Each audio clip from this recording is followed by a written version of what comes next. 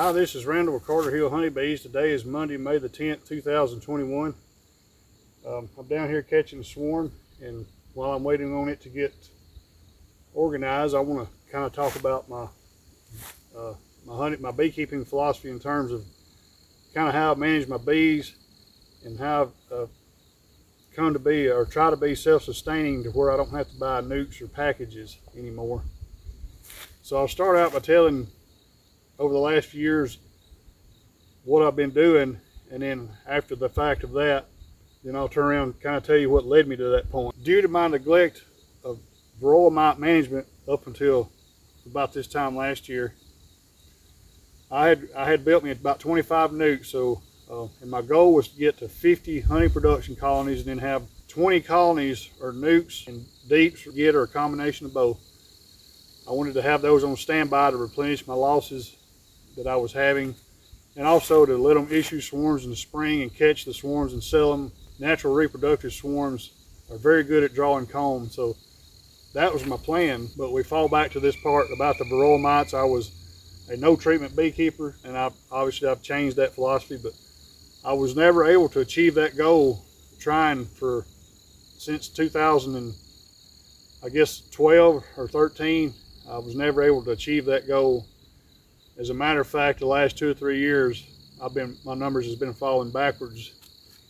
I was actually, instead of leaving colonies to issue swarms and catch to replenish my losses, I actually wound up having to take my colonies for bee production and put them out of my honey production yard, and then try to make splits in May and June to replenish those numbers back. So that's what I've been doing the last couple of years. But I feel like I've kind of turned the corner now, because my mite management program seems to be very successful to this point. So now I'm hoping I can get up to somewhere near those numbers, and I'm getting prepared for that. And right now with this swarm, I'm gonna have about 13, 14 colonies that I'll be able to utilize to make splits with. If this is successful for me, what I'll do is I'm gonna have somewhere around 50 or so honey production colonies, maybe more. I'm gonna try to grow some. And then I want to have about 20 to 30 colonies dedicated for queen rearing, nuke production, things of that nature, so I can kind of diversify myself and not be just totally reliant on honey production. So this year I got the nukes and all out. I started out with 41 honey production colonies, and these are my honey production colonies. You can see how they're supered up, each one to its needs. Now the shorter colonies down here were some of the overwintered splits I made back at the early August, late July last year. So that's the reason they're shorter than the other ones. Kind of what led me up to decide I want to try to self-sustain myself. I've had, and I'm not trying to be negative or anything towards package producers or nuke people that sell nukes. I'm not trying to be negative towards them, but I did have a couple bad experiences. So the reasons I've wanted to try to get self-sustaining, where I can control my own genetics, make better queens, and make better colonies that are more gentle. I had bought, for the first 4 or 5 years of my beekeeping career, I bought a lot of queens. I bought some packages. I bought nukes. Well, in 2013, I went and bought 13 nukes.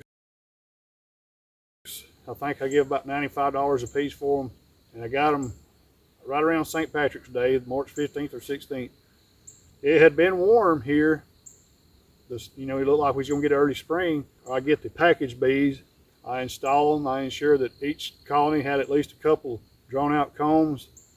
I put sugar water on them, pollen supplement. Well, about 3 days after I installed them, it turned cold and stayed cold for probably 2.5 to 3 weeks. And the time that was over with, I think I had maybe 6 of them left. 3 or 4 of them was real weak, maybe a handful or so of bees. I had no idea what happened, but now that I've learned the new stuff I've learned, probably got some bees that probably had some viruses. Their lifespans was shortened, or maybe they was older foragers that was in the package or whatever. But at the end of the summer that year, I think I had 2 of them, maybe 3 left. One of those package bees colonies made it about, it lived about 4 or 5 years, and it was the only one I ever got any honey off of.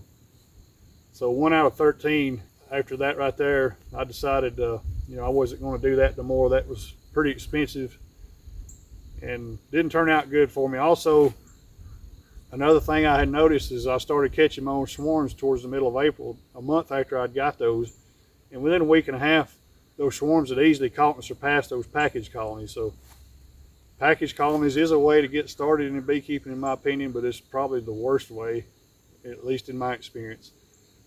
And also, I think a couple years prior to that, I had bought some nukes from a gentleman that lives about 2 hours away. The gentleman's a great beekeeper, well known.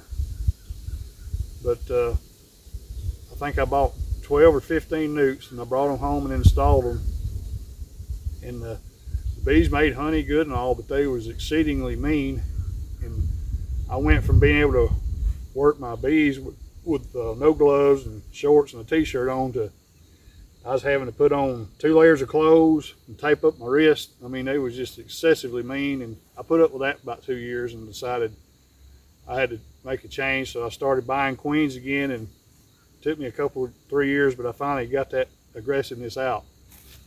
So that's kind of the bad experiences I had that's led me up to wanting to be a self-sustaining beekeeper. So from here going forward, I kind of want my goal to be, I want to get my numbers up. I've got some more places I can start yards.